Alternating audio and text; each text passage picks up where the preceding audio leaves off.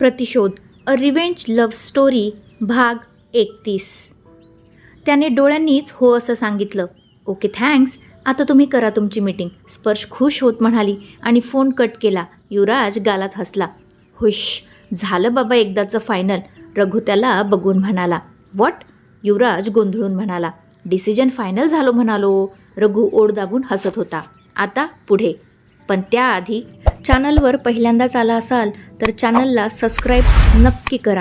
सोबतच बेल आयकॉनसुद्धा जरूर प्रेस करा. मीटिंग संपल्यावर युवराज त्याच्या केबिनमध्ये निघून गेला. उरलेली कामं भराभर आवरून त्याला लवकर स्पर्शजवळ जायचं होतं. ऑफिस सुटायची वेळ झाली होती. भैयासाहेब, रघु केबिनमध्ये येत होता. बोल, युवी म्हणाला. ते निशाताई हॉस्पिटलमध्ये गेल्यात, रघु सांगितलं आणि युवीने चमकून त्याच्याकडे बघितलं. हॉस्पिटलमधून आपल्या माणसांचा फोन आला होता. बाबा आणि निशा गीताताईला भेटायला गेले आहेत, रघु म्हणाला. दोघे बोलतच होते की युवीच्या फोनवर निशाचा फोन आला. हॅलो, युवीने तिचा फोन उचलून म्हणलं. तू आत्ताच्या आत्ता हॉस्पिटलमध्ये ये, मला तुझ्याशी बोलायचं आहे, निशा म्हणाली. कमिंग, युवी दीर्घ श्वास घेत म्हणाला. काय झालं भैयासाहेब? रघु त्याच्याकडे पाहून म्हणाला. हॉस्पिटलमध्ये जाऊया, युवी म्हणाला. आणि वहिनीकडे जाणार होतात ना तुम्ही? रघु म्हणाला. हॉस्पिटलनंतर स्पर्शला डिनरला घेऊन जाईन, युवीने रघुकडे आश्वासित नजरेने पाहत म्हणालो. ती निशा तुम्हाला अशीच मोकळं सोडेल वाटतं का तुम्हाला? रघु त्याला घुरून बघत होता. डोंट वरी रघु, तिला भेटून जाईल मी स्पर्शकडे, प्रॉमिस, युवी अंगावर कोट चढवत म्हणाला. रघुने नाराजीनेच हुकार भरला आणि पुढे निघाला. संध्याकाळचे 6 वाजले होते. निशा आणि प्रताप गीताजवळ होते. गीताला असं निपचित पडलेलं पाहून निशाला खूप वाईट वाटत होतं. ती तिचा हात हातात घेऊन तिला एकटक पाहत बसली होती. युवी आणि रघु हॉस्पिटलमध्ये आले. त्यांना बघून निशाने युवीला रडत मिठी मारली. हे कधी झालं आणि तू एका शब्दानेही मला सांगितलं नाहीस? निशा युवीकडे तक्रार करत होती. निशा, तू सगळं सोडून इथे येशील म्हणून सांगितलं नाही, युवी तिला समजावत म्हणाला. मग काय फरक पडला असता? तुमच्यापेक्षा मला माझं शिक्षण महत्त्वाचं नाही युवी, निशा रडत होती. आय नो, पण इथे आम्ही सगळे होतो ना, आणि तसंही गीताच्या ऑपरेशननंतर तुला सगळं सांगणारच होतो आम्ही, युवी म्हणाला. ठीक आहे, आता मी आली आहे ना, आता मी तुला आणि गीताला सोडून कुठेच जाणार नाही, निशा त्याला घट्ट बिलगत म्हणाली. रघुला ती गोष्ट खटकली.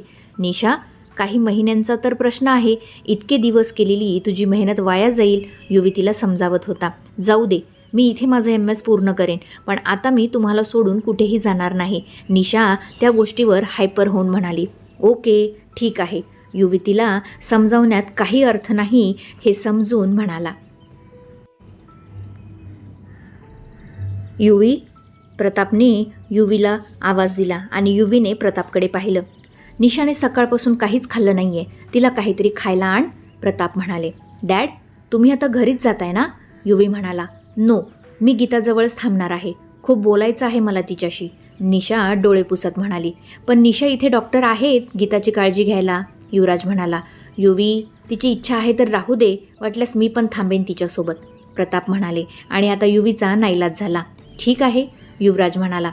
निशा, जा बाळा, काही खाऊन ये, प्रताप म्हणाले. आणि तुम्ही? निशा म्हणाली. मला काही नकोय, वाटल्यास मी खाली कॅन्टीनमध्ये काहीतरी खाईन, प्रताप म्हणाले. ओके, निशा डोळे पुसत म्हणाली. तिने बाथरूममध्ये जाऊन तोंडावर पाणी मारलं आणि अवतार ठीकठाक करून बाहेर आली. चल, निशा युवीकडे पाहून म्हणाली आणि युवीने रघुकडे बघितलं. रघु त्याला रोखून बघत होता. मग युवीने दीर्घ श्वास घेतला आणि निशासोबत हॉस्पिटलमधून निघून गेला. स्पर्शने युवीने सिलेक्ट केलेला ड्रेस घातला होता, त्यावर छान मेकअपसुद्धा केला होता आणि ती युवीची वाट बघत होती. क्या बात है, आज आमचं पिल्लू इतकं नटून थटून कुठे जात आहे, साहिल तिला पाहून म्हणाला. दादा, पिल्लू काय म्हणतोयस, मोठी झाली आहे मी आता, स्पर्श लटक्या रागाने म्हणाली. बरं बाबा, मोठं पिल्लू, साहिल त्यावर पुन्हा हसत म्हणाला. वहिनी बघ ना गं, स्पर्श लाडाने म्हणाली. युवी आणि तुमची पिल्लू रोमॅन्टिक डिनरवर जात आहेत, आनंदीने सुद्धा सूर लावला. वहिनी आता तू पण, स्पर्श नाक फुगून म्हणाली. बरं बाई, सॉरी, आनंदी तिला हसत होती. डिनर, ते पण द ग्रेट युवीसोबत, मज्जा आहे बाबा एका मुलीची, साहिल म्हणाला. दादा, तो द ग्रेट युवी माझा नवरा आहे, स्पर्श म्हणाली. अरे हो की, साहिल म्हणाला आणि मग तिघेही हसायला लागले. आम्ही खूप खुश आहोत, तू युवराजला मनातून स्वीकारलं हे खूप छान झालं. त्याचं खूप प्रेम आहे तुझ्यावर. तो कधीच तुला निराश करणार नाही. साहिल तिच्या डोक्यावरून हात फिरवत म्हणाला आणि स्पर्श गोड हसली. बरं चला आपण तरी जेऊ. मॅडम काय मस्त बाहेर थाय इटालियन खातील. आनंदी समोर जात म्हणाली. हो ना, आमचं नशीब कुठे एवढं चांगलं आहे. आम्हाला रोज हेच साधं फिक्कं जेवण पुढ्यात असतं. साहिल निराश होऊन स्पर्शला म्हणाला. पोट बघा आधी किती सुटले. निघाले थाय इटालियन खायला. आनंदी टोमणा मारत म्हणाली आणि स्पर्श खूप हसली. बापरे, ऐकलं वाटतं तिने. साहिल जीभ चावून म्हणाला. तसं नाही हो राणी सरकार. साहिल आनंदीकडे बघून म्हणाला आणि स्पर्शने हसत फोन पाहिला. 8 वाजत आले होते. कुठे राहिले युवी असं म्हणत तिने त्याला फोन केला. त्याचा फोन लागत नव्हता. इकडे निशा युवीसोबत बीचवर आली होती. दोघेही समुद्र बघत एका बेंचवर बसले होते. गीताबद्दल तिला खूप वाईट वाटत होतं. सकाळपासून तिला धक्क्यावर धक्के बसत होते. खूप निराश होती म्हणून युवी काही म्हणत नव्हता. नवरोबा, निशा युवीकडे बघून म्हणाली. त्याने तिच्याकडे बघितलं. सॉरी, आता तुला या नावाने बोलण्याचा अधिकार मला नाही. निशा दूरवर पाहत म्हणाली. निशा, ट्राय टू अंडरस्टँड. युवी म्हणाला. हो ना, मीच समजून घ्यायचं. मला कोणी समजून घेणार नाही. निशा दीर्घ श्वास घेत म्हणाली. युवी त्यावर शांत होता. असो, एक करशील माझ्यासाठी. निशा युवीकडे बघत होती. त्याने काय या आविर्भावात तिच्याकडे बघितलं. माझ्या प्रेमाला अंतर दिलंस तसं माझ्या मैत्रीला अंतर देऊ नको. निशा भाऊक होत म्हणाली. निशा, हे काय वेड्यासारखं बोलत आहेस. मी तुला कधीही अंतर देणार नाही. तुला गरज पडेल तेव्हा मी तुझ्यासोबत उभा आहे. युवी तिचा हात हातात घेऊन म्हणाला. थँक्स असं म्हणून निशा त्याच्या मिठीत शिरली. युवराजला खूप अवघडल्यासारखं झालं. पण यावेळी ती कोणत्या मनस्थितीतून जाते हे समजत होतं त्याला. त्याने तिच्या पाठीवर हात ठेवला आणि रब करत तिला दिलासा देत होता. थोडा वेळ ते तसेच दूरवर समुद्र पाहत बसले. जाऊया, वेळ होतोय. युवी तिला स्वतःपासून बाजूला करत म्हणाला. त्यावर निशानेही हुंकार भरला. मग दोघेही एका 5 स्टार हॉटेलमध्ये जाऊन बसले. युवीने सगळं तिच्या पसंतीचं जेवण ऑर्डर केलं. त्याला तिची पसंती अजून लक्षात आहे हे पाहून निशा खूप खुश झाली. तुला काही ऑर्डर कर ना, निशा म्हणाली. नाही नको. तुला अजून काही हवं? युवी म्हणाला. नको, हेच खूप आहे, निशा म्हणाली. युवराजने फोन बघत होता. बॅटरी डिस्चार्ज झाली होती त्यामुळे फोन बंद पडला होता. जेवण आलं. निशाने प्लेटमध्ये ते वाढून घेतलं. घे. निशाने घास मोडून त्याच्या समोर हात केला. निशा, मला खरंच नकोय. युवराज फोनमध्ये बघत होता. थोडं तरी खा. मी एकटीच एवढं सगळं कसं खाऊ, निशा म्हणाली. मला खरंच भूक नाही आहे निशा, तू खा. युवराज पुन्हा म्हणाला. प्लीज. निशा केविलवाणा चेहरा करून म्हणाली. ओके असं म्हणून तो तिच्या हातून घास घेत होता. निशाने त्याला घास भरवला आणि नाईलाजाने युवीला ते खावाही लागला.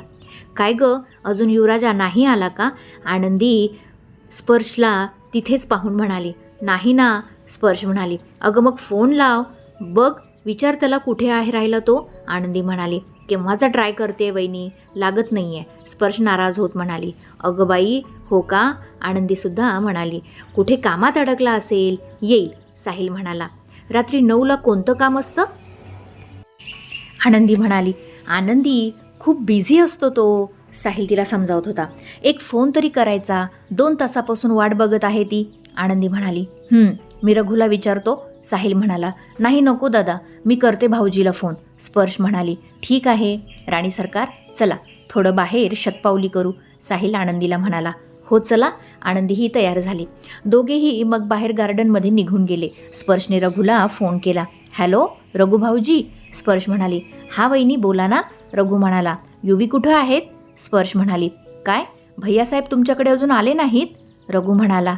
नाही, त्यांचा फोन पण लागत नाही, स्पर्श निराश होत म्हणाली. भैयासाहेब तुमच्याचकडे येत आहेत, रघु बोलतच होता की स्पर्शच्या मोबाईलवर अननोन नंबरवरून पुन्हा काही फोटो आणि मेसेज आले. तिने लगेच ओपन करून बघितले तर त्यात युवी आणि निशाचे फोटो होते. बीचवर मिठीत घेऊन बसलेले, हॉटेलमध्ये एकमेकांना जेवण भरवत असलेले. तुमचे भैयासाहेब कुठे आहेत रघु भाऊजी? स्पर्श जरा ते पाहून जड आवाजात म्हणाली.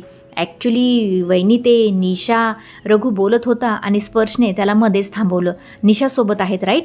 स्पर्श म्हणाली. हो, म्हणजे त्याचं काय झालं, भैयासाहेब तुमच्याचकडे येत होते आणि मध्येच निशाचा फोन आला. रघु सांगतच होता की स्पर्शने त्याला पुन्हा मध्येच थांबवलं. इट्स ओके, चला ठेवते फोन. स्पर्शने फोन कट केला. खूप रडायला येत होतं तिला. बाहेर आनंदी आणि साहिल होते. त्यांचा हसण्याचा आवाज येत होता. त्यांना उगाच डिस्टर्ब नको म्हणून ती सरळ तिच्या रूममध्ये गेली. निशाचं जेवण झाल्यावर युवीने तिला लगेच हॉस्पिटलमध्ये सोडलं आणि एकदा गीताला भेटून देशमुख बंगल्यावर आला. अरे युवराज, खूप उशीर केलास. साहिल आणि आनंदी अजूनही लॉनमध्ये होते. युवराजने वॉच बघितली. 10 वाजत आले होते. सॉरी दादा, थोडा उशीर झाला, हॉस्पिटलमध्ये होतो, युवराज म्हणाला. सगळं ठीक आहे ना, आनंदी काळजीने म्हणाली. हो, युवराज बोलला. बोलताना तो सारखा आत डोकावत होता. स्पर्श आत वाट बघत आहे, जा, साहिल गालात हसत म्हणाला. थँक्स दादा. युवराज लगेच आत गेला. मॅडमचा मूड कसा आहे काय माहीत, आनंदी साहिलला बघून म्हणाली. तो घेईल सांभाळून, डोंट वरी, साहिल म्हणाला. मग ते आपापल्या रूममध्ये निघून गेले. स्पर्श, युवराज तिच्या रूम बाहेर उभा राहून हळूच म्हणाला. तिने काहीच रिप्लाय दिला नाही. मग युवी हळूच दार लोटून आत बघत होता. लाईट ऑन होती आणि स्पर्श बेडवर उपडी पडली होती. तो हळूच आत आला आणि दार बंद केलं. त्याला माहीत होतं ती त्याच्यावर चिडणार, त्यामुळे उगाच कुणाला ऐकू जाऊ नये म्हणून त्याने दार बंद केलं. स्पर्श, युवी दबकत तिच्या जवळ येऊन उभा राहिला. तिने पुन्हा काहीच रिस्पॉन्स दिला नाही. स्वीट हार्ट, युवी हळूच तिच्याजवळ बसला आणि तिला हात लावून म्हणाला, डोंट टच.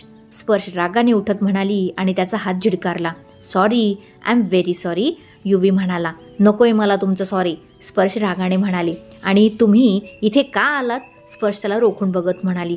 यावेळी बायकोकडे येणार नाही तर कुठे जाऊ, युवराज म्हणाला. मी नाही तुमची बायको, स्पर्श रागाने म्हणाली. अरे हो, बरोबर, तू माझी बायको नाहीस, युवराज म्हणाला आणि स्पर्शने आश्चर्याने त्याच्याकडे बघितलं. तू तर माझी स्वीटहार्ट आहेस, माझी राणी सरकार आहेस, आय लव्ह यू राणी सरकार. युवराज तिला लाडीगोडी लावत होता आणि त्याच्या त्या बोलण्याने ती पाघळली सुद्धा. खोटं, सगळं खोटं. तुमचं प्रेम ती निशा आहे. ती इथे नव्हती म्हणून माझ्यावर प्रेम केलं. आता ती आली तर पुन्हा तिच्यावर प्रेम करायला लागलात. स्पर्श क्यूट लाडका राग दाखवत म्हणाली. असं काही नाही आहे, तुला सगळंच तर सकाळी समजावलं होतं ना, युवराज म्हणाला. तसंच आहे, माहीत आहे मला. स्पर्शच्या डोळ्यात आता पाणी पण आलं. काय झालं, युवी तिच्या डोळ्यात पाणी पाहून तिच्या जवळ जात म्हणाला. काय झालं, अजून मलाच विचारताय काय झालं. स्पर्श पुन्हा उठून उभी राहिली. सॉरी, ते हॉस्पिटलमध्ये निशा, युवी बोलत होता की स्पर्शने टोकलं. हो, माहीत आहे मला, तुमचं चाइल्डहुड प्रेम आहे. तिच्यासोबत डिनरला, बीचवर फिरायला गेला होतात, स्पर्श डोळे पुसत म्हणाली. 1 मिनिट, तुला हे कुणी सांगितलं, युवी तिच्या बोलण्यावर आश्चर्याने चमकून म्हणाला. गेला होतात की नाही, स्पर्श त्याला रोखून बघत होती. गेलो होतो, पण ती सकाळपासून जेवली नव्हती म्हणून, गीताबद्दल ऐकून तिची मनस्थिती बरोबर नव्हती म्हणून गेलो होतो. आणि डॅड म्हणाले मला. त्यांचा शब्द कसा मोडता येईल मला तूच सांग, युवी तिला समजावण्याचा प्रयत्न करत होता. आणि मी इथे किती वेळची वाट बघत आहे त्याचं काहीच नाही तुम्हाला. तुम्ही निशासोबत ती डिस्टर्ब आहे म्हणून होतात, मान्य, पण एक फोन तरी करायचा ना युवी. मी नसती वाट पाहिली तुमची. तुम्ही मस्त तिच्यासोबत डिनर एन्जॉय केला आणि मी इथं तुमची वाट बघत अजून उपाशी आहे, स्पर्श भाऊक होत म्हणाली. स्पर्श, राजा ऐक ना माझं, मी तिच्यासोबत बाहेर गेलो होतो, पण ट्रस्ट मी जेवलो नाही आहे, युवी तिचा हात हातात घेऊन म्हणाला. आणि स्पर्श आश्चर्याने त्याच्याकडे बघत होती. खरंच मी जेवलो नाही आहे. तिने खूप आग्रह केला म्हणून एक घास खाल्ला. आणि फोनचं म्हणशील तर माझ्या फोनची बॅटरी डिस्चार्ज आहे, युवराज कळवळून तिला सांगत होता. तुम्ही खरंच जेवला नाहीत, स्पर्श बारीक डोळे करून अविश्वासाने म्हणाली. खरंच, युवराज गळ्याला हात लावून म्हणाला. वेट, मी काहीतरी खायला आणते तुमच्यासाठी, स्पर्श डोळे पुसत म्हणाली. नको, आपण बाहेर जाऊया ना, युवी म्हणाला. आत्ता, स्पर्श टाईम बघत होती. हो, आता, त्यात काय झालं, युवी म्हणाला. नाही नको, स्पर्श पुन्हा लटक्या रागाने म्हणाली. का, युवी म्हणाला. माझा मूड नाही आहे आता, त्यामुळे, स्पर्श थोडंसं पुढे जात म्हणाली. प्लीज, युवी क्यूट फेस करून म्हणाला आणि तिथला पाठीमागे जाऊन मिठी मारली. तिने परत नाहीमध्ये मान डोलावली. चल ना, असं म्हणत युवीने त्याच्या दोन्ही कानांना हात लावला आणि तिच्या समोर येऊन उठबशा काढत होता. स्पर्शने नजर फिरवली, पण तरी डोळ्यांच्या कोपऱ्यातून त्याच्याकडे बघत होती. उठबशा काढताना तो खूपच क्यूट दिसत होता. ठीक आहे, स्पर्श म्हणाली. थँक्स, युवराज तितक्यानेच खुश होत म्हणाला आणि त्याने तिला पुन्हा समोरून मिठी मारली. आय एम सॉरी, पुन्हा असं कधीच होणार नाही, युवराज तिच्या मानेवर तिचा चेहरा घासत म्हणाला. ती शहारली आणि त्याच्या पाठीवर असणारे हात गच्च दाबले. त्यामुळे तोही उत्तेजित होत होता. त्याने डोळे बंद करून तिच्या मानेवर ओठ फिरवायला सुरुवात केली. तिची धडधड वाढली आणि तिने लगेच अंग चोरून घेतलं. युवराज, स्पर्श अस्वस्थ होत होती. युवराज जो तिच्यामध्ये हरवत चालला होता. डिनरला जाऊया ना, स्पर्श हळूच म्हणाली. युवी भाणावर येत तिच्यापासून दूर झाला. ती खाली नजर झुकून उभी होती. त्याने तिच्या चेहऱ्यावर आलेले केस तिच्या कानामागे सारले आणि कपाळावर ओठ टेकवले. लेट्स गो, युवी तिच्या गालाला हात लावून म्हणाला. मग दोघेही डिनरला गेले. छान डिनर करून मग उशिराने दोघेही मॅन्शनमध्ये परतले. स्पर्शने त्याला तिच्या फिलिंग सांगितल्या नाही. मूड नव्हता तिचा आणि कदाचित ही वेळ बरोबर नाही असं वाटलं तिला. ती निशा इथून गेल्यावर सांगू असा विचार करत होती. सकाळी युवराज आणि स्पर्श तयार होऊन खाली आले. सगळे डायनिंग टेबलवर बसून होते. गुड मॉर्निंग सोनबाई, प्रताप स्पर्शला बघून खुश होत म्हणाले. गुड मॉर्निंग बाबा, स्पर्शसुद्धा हसून त्यांना पाया पडत म्हणाली. आजीने तिच्याकडे बघितलं. तिने डोळ्यांनीच मी ठीक आहे आजी असं सांगितलं. बसा या, प्रताप स्पर्शला म्हणाले. युवराज त्याच्या चेअरवर बसला आणि स्पर्श त्याच्या बाजूला बसणार की निशा येऊन बसली. सगळे निशाकडे बघत होते. अगं निशा, आजी निशाला म्हणाली. काय काय झालं आजी? निशा सगळे माझ्याकडे असे काय बघताय या आविर्भावात सगळ्यांना बघत होती. ती जागा सुनबाईची आहे आजी म्हणाली. पण मी आता बसली आहे ना आणि इतक्या चेअर रिकाम्या आहेत की. निशा स्पर्शकडे बघत होती. अगं पण आजी म्हणाली. काही हरकत नाही आजी, मी या चेअरवर बसते स्पर्श म्हणाली. सगळ्यांनी बोलत नाश्ता केला. निशा रोज युवीला काय हवं नको ते आता बघायला लागली. स्पर्शला या गोष्टी आता खटकायला लागल्या होत्या. पण ती काही दिवसानंतर जाणार आहे हा विचार करून ती शांत राहत होती. त्यात गीताचं ऑपरेशन पण ठरलं होतं. मग उगाच कुणाला डिस्टर्ब नको म्हणून स्पर्श सगळं तिचं वागणं इग्नोर करत होती. युवराजने काही दिवसातच त्याच्या हुशारीने वीरला मिळालेले सगळे प्रोजेक्ट बंद पाडले होते. वीर आता बराच चिडला होता. काय करावं काय नाही त्याला काहीच समजत नव्हतं. त्यात गीताचं ऑपरेशन नंतर जर ती बरी झाली आणि त्याचं सत्य सगळ्यांसमोर आलं तर त्याला युवी काही सोडणार नाही हे जाणून होता तो. निशाला इंडियामध्ये बोलावून त्याला काही जास्त फायदा झाला नाही, कारण निशाने गीतावर जास्त फोकस ठेवला होता आणि अशात वीर तिच्यासमोर जाऊ शकत नव्हता. बरीच कोंडी झाली असती त्याची. याचाच फायदा त्याचे दुश्मन घेत होते. गीताचं ऑपरेशन 2 दिवसानंतर होणार होतं. डॉक्टर स्टीफन इंडियामध्ये आले होते. ऑपरेशन अगोदर काही टेस्ट होत्या ज्या ते करत होते आणि त्यातच निशाला एका अनोळखी व्यक्तीने फोन करून भेटायला बोलवलं. कोण आहेस तू? निशा तिथे जाऊन म्हणाली. शुभचिंतक. ती व्यक्ती म्हणाली. माझा शुभचिंतक आणि माझ्यापासून चेहरा लपवतोयस? निशा म्हणाली. तुला तुझ्या फायद्याच्या गोष्टीत जास्त इंटरेस्ट आहे की माझा चेहरा बघण्यात? ती व्यक्ती म्हणाली. का बोलावलं मला? निशा म्हणाली. तिला त्याने एक लिफाफा दिला. काय आहे हे? निशा म्हणाली. तुझ्या सगळ्या प्रश्नांची उत्तरं. ती व्यक्ती हसत म्हणाली. निशाने लिफाफा उघडून बघितला. त्यात काही फोटोग्राफ होते आणि एक लेटर. निशाने ते लेटर वाचलं. तिला लेटर वाचताना भयंकर राग येत होता. हे सगळं खरं आहे? निशा त्या व्यक्तीला रोखून बघत होती. एक ना एक शब्द खरा आहे, ती व्यक्ती कुत्सिक हसत म्हणाली आणि निशा रागाने तिथून निघून गेली. आता येणार मज्जा. वीर आणि युवी एकाच गोळीत खल्लास, ती व्यक्ती क्रूर हसत म्हणाली. बिझनेसमुळे दुश्मन वाढतात आणि ही अनोळखी व्यक्ती त्या दोघांची बिझनेस दुश्मन होती. हे दोघे आपापसात भिडले आणि त्याचं प्रकरण मीडियाला कळलं तर त्याचा खूप मोठा फायदा त्याला होणार हे पक्क होतं. युवराज, मामा, आजी, निशा ओरडत घरात आली. काय झालं निशा? आजी आत्या बाहेर येत म्हणाल्या. सांगते. युवराज कुठे आहे आणि तुमची लाडकी सूनबाई तीसुद्धा कुठे आहे? निशा म्हणाली. काय झालं निशा? प्रतापराव म्हणाले. तितक्यात रूममधून स्पर्श पण खाली आली. या, तुमच्या सूनबाई जिला तुम्ही मुलीचा दर्जा दिला ना, तिच्याबद्दल तुम्हाला काही माहीत आहे की नाही? निशा स्पर्शकडे बघत होती. काय बोलते निशा तू? आजी म्हणाली. आजी, मामा, या स्पर्शमुळे गीताचा अपघात झाला, माहीत आहे का तुम्हाला? निशा म्हणाली. व्हॉट? प्रतापराव गोंधळून म्हणाले. माझ्यामुळे? स्पर्शसुद्धा गोंधळून म्हणाली. हो, तुझ्यामुळे. निशा रागाने तिला बघत होती. सुनबाईने काय केलं? आजी म्हणाली. आजी, गीताचं ज्या मुलावर प्रेम होतं त्या मुलासोबत स्पर्शचं लग्न ठरलं होतं. निशा म्हणाली आणि हे ऐकून स्पर्शला धक्काच बसला. सगळे स्पर्शकडे हे खरं आहे का या आविर्भावात बघत होते. स्पर्श काहीच बोलत नव्हती. वीर? स्पर्श पुन्हा म्हणाली. बरोबर, वीर, ज्याने माझ्या गीताला फसवलं, तुझ्यासाठी तिच्या प्रेमाला लाथाडलं, तुझ्यामुळे आज ती हॉस्पिटलमध्ये निपचित पडली आहे. निशा आता रागाने रडत होती. तुला हे कोणी सांगितलं निशा? प्रताप म्हणाले, कुणी सांगितलं, का सांगितलं, काय फरक पडतो मामा? आपली गीता ती तर आता हॉस्पिटलमध्ये पोचली ना, तेही हिच्यामुळे. निशा पुन्हा स्पर्शला दोष देत रडत होती. मला यातलं काहीच माहीत नाही बाबा. वीरसोबत लग्न ठरलं होतं, पण तो असा काही करत असेल हे मला माहीत नव्हतं. स्पर्श सगळं ऐकून शॉक झाली होती. वा, किती नाटक करत आहे स्पर्श. तुझं वीरवर प्रेम होतं, तुमचं लग्न ठरलं, तुमच्याबद्दल गीताला कळलं आणि तुझ्या या यारने तिचा अपघात घडवून आणला, कारण तू त्याला सोडून जाऊ नये म्हणून. युवीला ही गोष्ट कळली आणि त्यामुळेच युवीने रागात येऊन तुला तुझ्या लग्नात किडनॅप केलं आणि तुझ्याशी जबरदस्ती लग्न केलं. निशा म्हणाली, काय? प्रताप हे सगळं ऐकून आश्चर्याने चकित झाले. हो मामा, विचारा तुमच्या लाडक्या सुनेला, युवराजने तिच्याशी जबरदस्ती लग्न केलं आहे की नाही? निशा डोळे पुसत म्हणाली. निशाचं बोलणं ऐकून स्पर्श मटकन खाली बसली. युवीने तिच्यावर प्रेम आहे म्हणून तिच्याशी जबरदस्तीने लग्न केलं हेच तिला माहीत होतं, पण या लग्नामागे असं काही वेगळं कारण असेल याचा तिने कधीच विचारही केला नव्हता. नाही, हे खोटं आहे. युवीचं प्रेम आहे माझ्यावर, स्पर्श भावूक होत म्हणाली. अजिबात नाही. वीरशी बोलला घेण्यासाठी त्याने तुझ्याशी लग्न केलं. त्याचं प्रेम वगैरे सगळं नाटक आहे. वीरची बर्बादी हीच युवीचं ध्येय आहे, कारण युवी फक्त त्याच्या बहिणीवर प्रेम करतो.